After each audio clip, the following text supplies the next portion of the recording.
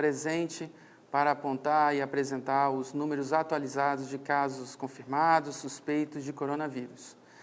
Nesse momento, uma live um pouco diferente, onde eu apresento também o Toshizo Nakajima, da equipe SASE, em que vai apresentar para toda a sociedade amazonense uma solução tecnológica para conhecer um pouco mais sobre sinais, sintomas e um conjunto de serviços para a população acerca do coronavírus em nosso estado. Nesse momento, então, a gente passa a palavra para a doutora Rosemary Pinto, diretora-presidente da Fundação de Vigilância em Saúde, que apresentará os números. Boa tarde a todos. Então, vamos aos números. Como ontem nós não tivemos live, então hoje nós temos um número novo de casos, de 115 casos, dos quais 473 são casos de Manaus e 59 casos do interior, perfazendo um total de 532 casos hoje no estado do Amazonas. Dos 59 casos do interior, nós temos 28 em Manacapuru, 8 em Itacoatiara, 7 em Santo Antônio do Içá, 4 em Parintins, 3 em Iranduba, 3 em Tonantins e um caso cada em Anori, Boca do Acre, Careiro da Várzea, Jutaí, Novo Airão e São Gabriel da Cachoeira. Portanto, nós temos novos municípios apresentando casos, como é o caso de São Gabriel da Cachoeira, Novo Airão, Jutaí. Bem, desse total de 532 casos, 387 hoje estão em isolamento domiciliar, o que perfaz 72,7% de todos os nossos casos. Temos 44 pacientes que já deixaram o período de transmissibilidade e temos aguardando resultados do LACEN, portanto, em investigação, 860 casos. Nós temos hoje internados 226 pacientes, o que corresponde a 42,4% de todos os nossos casos. Os internados confirmados na rede privada são 45, dos quais 23 estão em leito clínico e 22 em UTI. Na rede pública, são 37, rede pública, são 37, dos quais 21 estão em leitos clínicos e 16 estão em UTI. Fazendo, portanto, um total de 82 casos internados confirmados. Nós temos também internados suspeitos, 144 pacientes, dos quais 49 estão na rede privada, sendo 20 em leitos clínicos e 29 em UTI, e 95 na rede pública, sendo 83 em leitos clínicos e 12 em UTI. Nós temos um aumento de óbitos, nós temos 4 novos óbitos. Então, nós tivemos até agora 35 óbitos confirmados, 35 óbitos notificados, dos quais 19 estão confirmados, 9 estão descartados e 7 seguem em investigação. Temos, portanto, uma letalidade de 3,57%. Até hoje, nós temos processados no LACEN amostras de casos suspeitos de Covid, 2.753 amostras, das quais 19,3% são positivas. Obrigado, doutora Rose. Então, nesse momento, a gente responde às perguntas da imprensa. Nós condensamos as perguntas que se repetiam em algumas delas, em algumas perguntas que serão feitas agora. Elas foram originalmente formuladas pela Rádio Mix, Revista Cenário, Jornal A Crítica, Rádio Rio Mar, TV e Rádio Encontro das Águas, do blog Tadeu de Souza também e da TV em Tempo. Sobre vigilância, doutora, quais as orientações que funerárias devem cumprir em relação a vítimas do Covid-19? E se a senhora pode falar sobre o crematório, que se está ou não pronto, o crematório que é particular, como já dissemos. Ontem, como vocês sabem, teve muita repercussão em redes essa questão de quem deve pegar um corpo no caso de falecimento em residência, se é o ML, se é a ambulância do SAMU, se é a funerária. A pergunta é sobre isso. Bem, na verdade, cabe ao IML recolher óbitos ocorridos na rua e causas externas. Então, crimes, outros acidentes, violências, são atribuições do IML. Os demais óbitos não são atribuições do IML. Portanto, existe uma regulamentação, tanto da Anvisa quanto do Ministério da Saúde, ambas estão disponíveis nos sites do Ministério da Saúde e da Anvisa, que definem protocolos para que as funerárias façam essas remoções. Então, o protocolo é extenso, quem tiver interesse deve ir até esses sites e baixar os documentos, mas esses procedimentos estão todos regulamentados para que as funerárias façam isso com segurança. Quantos respiradores, secretários, a gente tem hoje disponível no Estado? O que está sendo feito para aumentar esse número? E se há respiradores recuperados? Hoje nós temos 69 respiradores, ok? Desses, 19 respiradores podem ser utilizados, ou seja, estão em espera para serem usados. Nós temos 53 respiradores em recuperação, em que a gente pode recebê-los em manutenção, em que a gente pode estar recebendo todos eles recuperados até a próxima semana. Há respiradores sendo recuperados, como o senhor falou, e tem mais uma pergunta: por que não se direciona casos de Covid para outros hospitais do Estado? Por que a opção em ficar com o Delfina como hospital de referência e o Newton Lins como hospital de campanha? Por uma razão muito simples, porque a gente está no meio de uma pandemia, cujo vírus é extremamente, tem uma taxa de transmissibilidade muito alta. Então, nosso plano de contingência foi pensando exatamente em centralizar todos os casos em 2 unidades hoje, Delfina Aziz com os casos graves e o hospital de campanha, o hospital de retaguarda, o hospital Newton Lins, que faz então o cuidado com os leitos clínicos, ou seja, antes de agravar esses pacientes, eles vão para o hospital Newton Lins e aí a partir de então, caso se agrave, vão ser utilizados os leitos de UTI no Delfina Aziz. Em outros estados, fizeram a opção de fazer um aluguel de um hotel, né?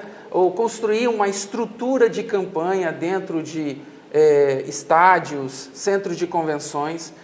No caso do Amazonas, nós tínhamos já um hospital que estava obsoleto, estava vazio. E aí, com muita responsabilidade, o governador, junto com a Secretaria de Estado, fizemos a visita e, em tempo hábil, hoje nós estamos fazendo os últimos detalhes, os ajustes necessários para que a gente possa, num prazo máximo de 7 dias, já ocupar os leitos, os 400 leitos clínicos do Hospital Newton Lins. O prefeito Arthur Neto disse hoje de manhã à CNN que o sistema de saúde em Manaus entrou em colapso. O senhor confirma? O sistema de saúde do estado do Amazonas ainda não entrou em colapso nessa ideia de que não existem leitos de UTI para aqueles que precisam. Entretanto, nosso sistema é limitado. E hoje eu falo isso, mas amanhã esses números podem aumentar. Logo, se aumentando, haverá uma maior probabilidade de ocupação desses leitos. Portanto, se eu pudesse colocar numa escala de 0 a 100, hoje nós estamos próximo de 95%, né? Ou seja, 5%, ou seja, uma capacidade mínima de leitos vazios de UTI. Mas a gente não deve pensar somente na ocupação de leitos de UTI. Precisamos entender que estamos num período sazonal, num período em que, além do coronavírus, nós temos outros vírus, não é? Que produzem o que a gente chama de síndrome respiratória aguda. Né? Nós temos o metapneumovírus, nós temos o adenovírus, o vírus sincicial respiratório, nós temos influenza A, influenza B, que se confunde com o quadro clínico do Covid-19. Então, nossos leitos estão sendo ocupados tanto pelos casos confirmados de Covid-19, os casos suspeitos em investigação, né? Então, assim, como se não bastasse tudo isso, o Covid veio para, então, anunciar que provavelmente o nosso sistema possa entrar em colapso nos próximos dias. Então, eu preciso dizer que é responsabilidade nossa do Estado dizer que hoje não, mas provavelmente nos próximos dias não teremos mais leitos de UTI no setor público e também no privado com os casos confirmados de Covid-19. E o que está sendo feito para tentar ainda aumentar essa quantidade? Então, nós fizemos agora, né, o contrato com o Hospital Newton Lins. A gente está ampliando o número de leitos clínicos novos, tá? Ou seja, a gente não está remanejando os leitos da nossa rede que precisam estar disponíveis para outros agravos para a população. Então, nós temos um hospital novo, com leitos clínicos novos nesse sentido. Para além de tudo isso, com relação aos ventiladores, é preciso dizer à população que nós fizemos, com pelo menos 3 semanas de antecedências, abrimos processos de compras de respiradores, mas por conta, né, do mercado de respiradores, porque o respirador hoje é objeto de desejo de todo e qualquer sistema de saúde, seja no Brasil, no mundo inteiro, essas compras deram desertas, não é? E dada essa condição, a gente então está buscando outros fornecedores para essa aquisição. E quero vir aqui, muito em breve, dizer que parte dessa compra já está chegando no estado do Amazonas. Eu só preciso dessas confirmações, que são respiradores vindos da China, provavelmente dos Estados Unidos, se assim o presidente Donald Trump liberar suas fronteiras. A Suzano distribuiu cloroquina nos hospitais 28 de agosto, João Lúcio, Platão, alguns SPAs, como Danilo Correia, é o que afirma, pelo menos os jornalistas, a gente tem que saber se eu confirmo ou não. Essas unidades, com exceção do 28 de agosto, que já atende Covid, também vão tratar pacientes com coronavírus? Como é que está sendo feita essa distribuição na rede?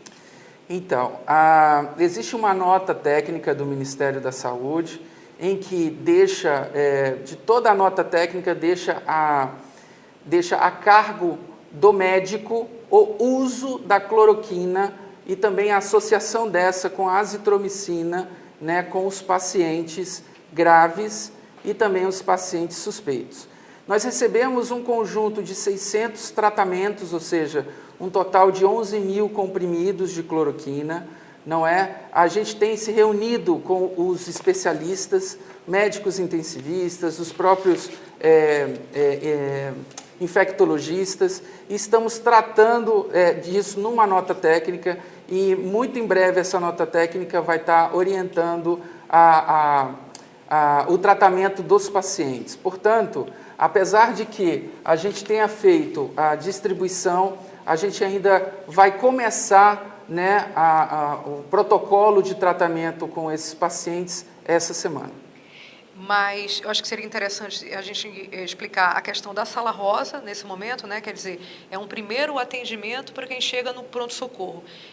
Então, terá um tratamento para coronavírus nesses lugares ou mantém-se o que já está sendo feito, que é um atendimento diferenciado na sala rosa?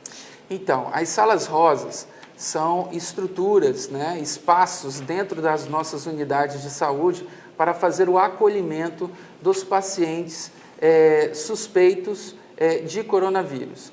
Devo dizer que o tratamento de cloroquina, e seja ele associado à azitromicina, ele precisa primeiro ter a confirmação laboratorial, ok? Então, a sala rosa, então, é essa estrutura que acolhe a todos. Agora, com o anúncio não é, da ampliação das unidades referência para o Covid-19, esses pacientes vão ser acolhidos nas nossas unidades, nos hospitais pronto-socorros, nos SPAs, e, sendo eles suspeitos e esperando a confirmação pela análise laboratorial, serão remanejados para o Hospital Newton Lins, e ali será feito todo um tratamento com eles para os casos mais leves, mas que precisam de apoio e estrutura de equipe multidisciplinar em saúde. Esses casos, uma vez agravando, aí sim, por remoção, não é?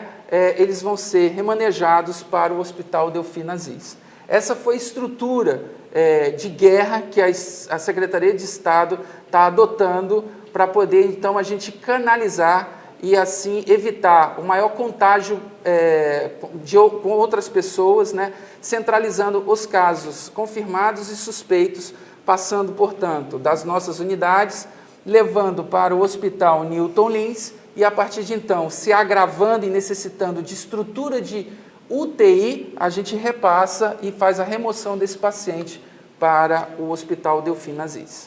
Uma rede particular de saúde tem oferecido tratamento que eles consideram não invasivo para pacientes que teria necessidade de intubação.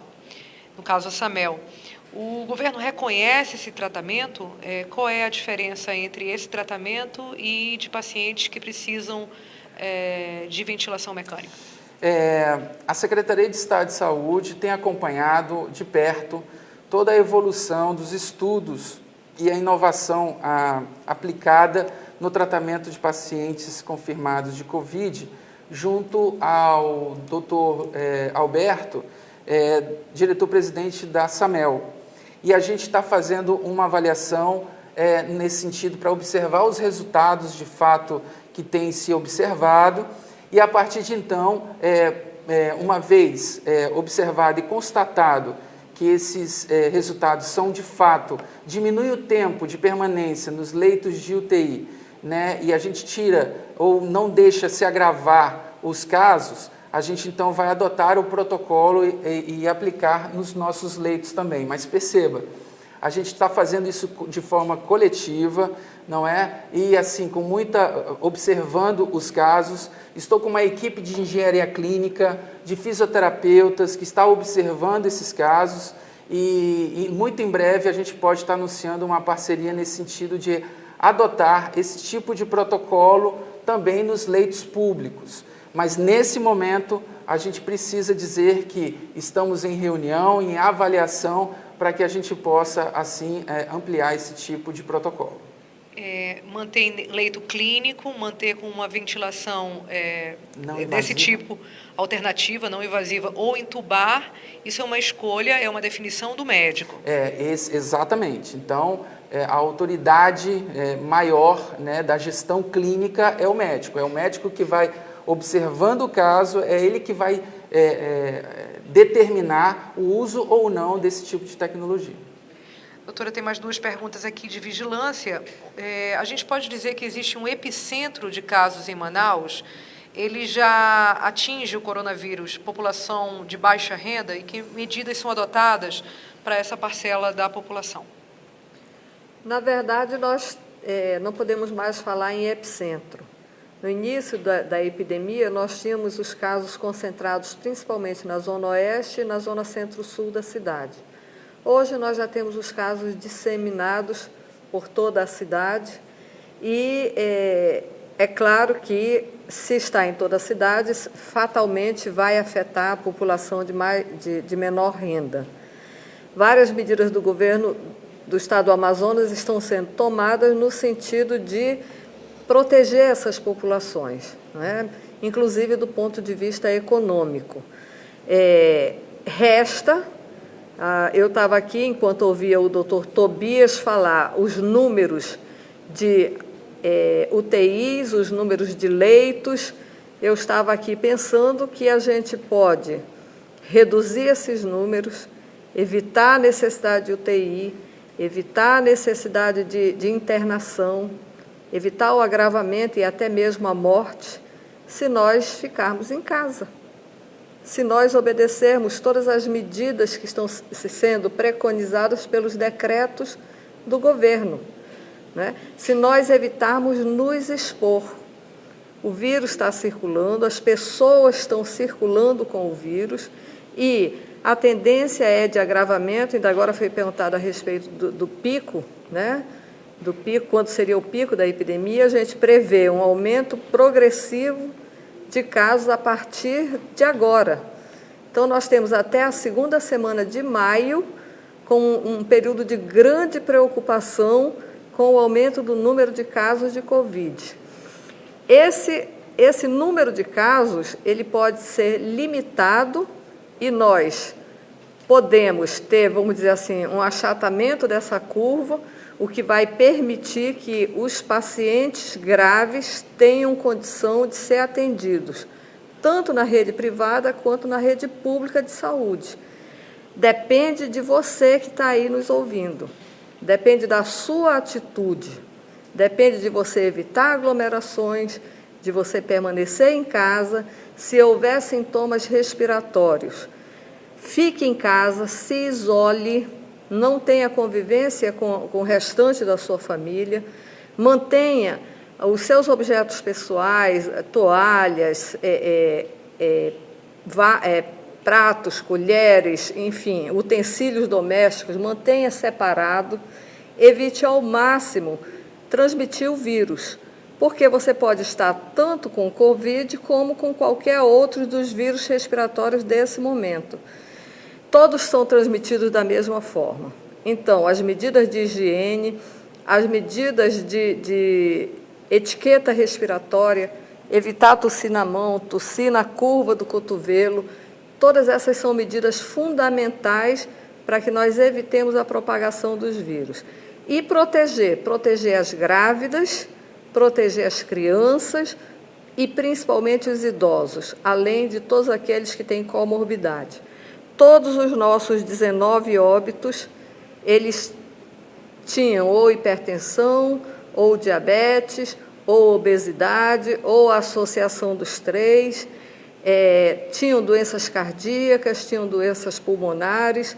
Então, essas pessoas, mais uma vez eu reitero, se você pertence a esse grupo de risco, não espere o seu quadro agravar. Se você tem sintomas respiratórios, dificuldade para respirar, febre, procure o quanto antes uma unidade de saúde, para evitar que aconteça o que está acontecendo.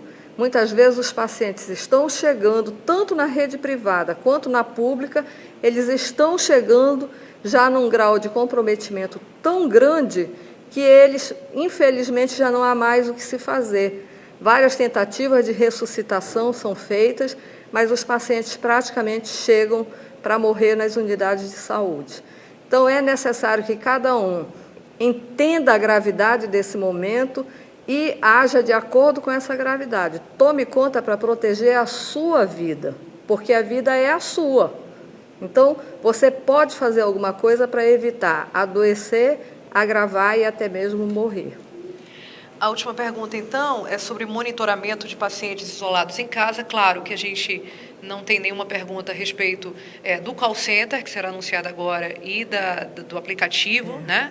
Mas eu acho que a gente pode responder, doutora, sobre essa questão do monitoramento e já explicar o que vai acontecer a partir de amanhã, para finalizar. Então, em função da experiência muito bem sucedida que nós estamos tendo com os viajantes que estão chegando a Manaus e que são monitorados através de um aplicativo disponibilizado pela empresa DEIN, e da necessidade que nós já tínhamos desde o início, juntamente a Suzan FVS e a empresa DEIN, juntamente com a UEA, já discutindo e planejando um call center que pudesse tirar as dúvidas da população, que pudesse nos ajudar a monitorar os casos suspeitos, a monitorar os casos positivos que estão em domicílio e que, portanto, estão em quarentena.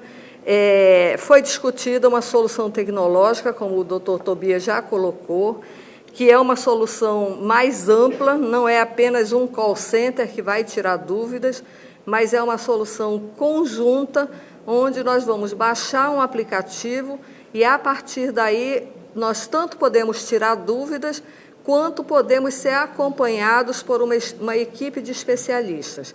Dr. Tobias pode falar melhor sobre esse acompanhamento e depois nós podemos ouvir o nosso gerente comercial da SASE, que vai nos explicar melhor sobre esse aplicativo.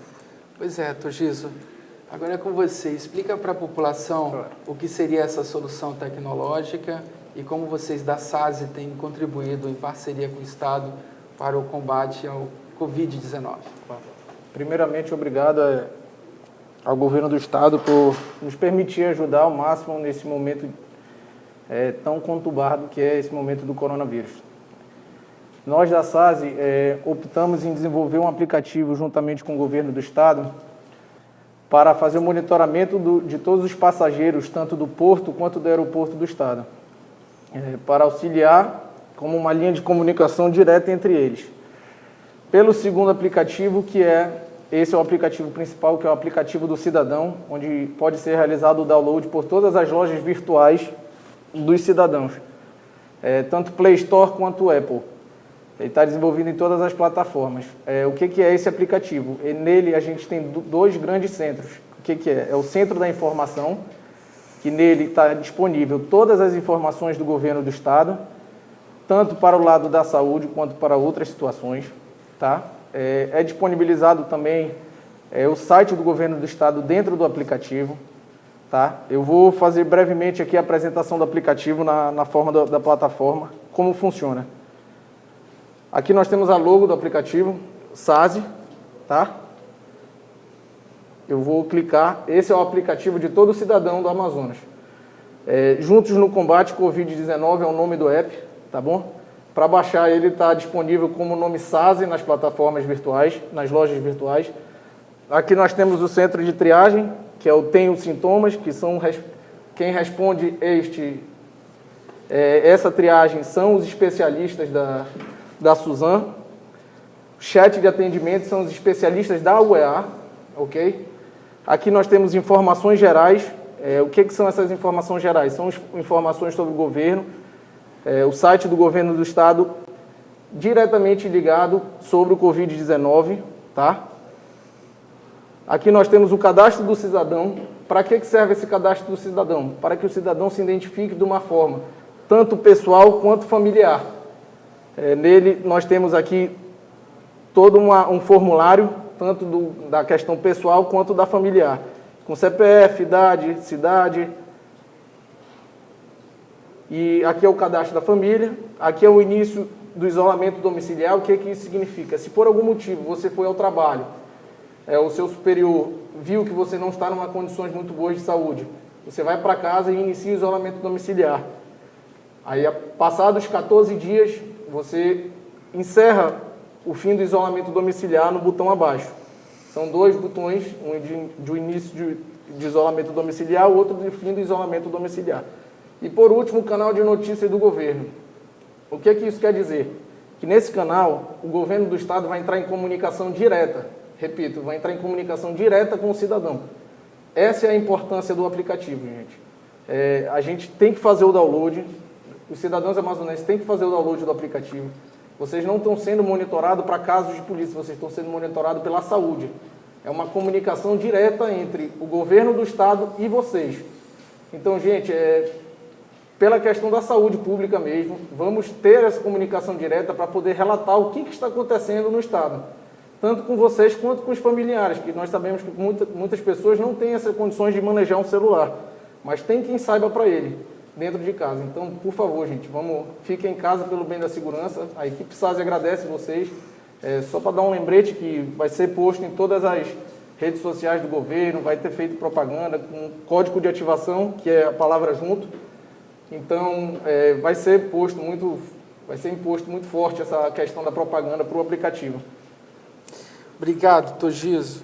Ainda vou além. Eu acho que nessa solução tecnológica a gente precisa render homenagens e aqui dizer toda a equipe SASE, né, na pessoa do doutor Ilael, o André, Toshizo também contribuiu nesse processo, a Samel com seu bot, né? E aqui agradecer também ao doutor Alberto, diante disso, toda a sua equipe, o Instituto Transire, tá? Nas pessoas do doutor Gilberto e também no CG, um abraço a vocês e obrigado também pela oportunidade de construção disso coletivamente. Precisamos agradecer também ao UEA, na pessoa do doutor Kleinaldo e toda a sua equipe, né? Que tem trabalhado também em conjunto conosco.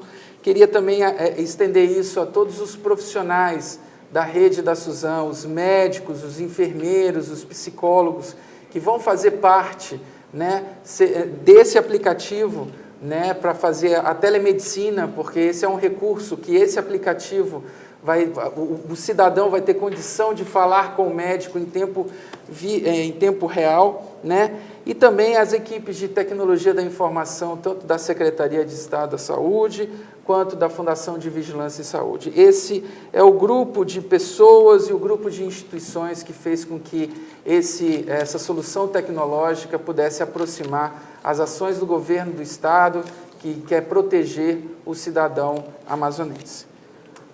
Bem, gente, essas são as nossas ações de governo de Estado. Queria agradecer a doutora Rose, mais uma vez, por trazer os números. Toshizo, um abraço, muito obrigado. Obrigado. A partir de amanhã, então, esse aplicativo vai estar disponível para todos aqueles que queiram saber um pouco mais sobre como se prevenir e como deve enfrentar o Covid-19 no Estado. Obrigado.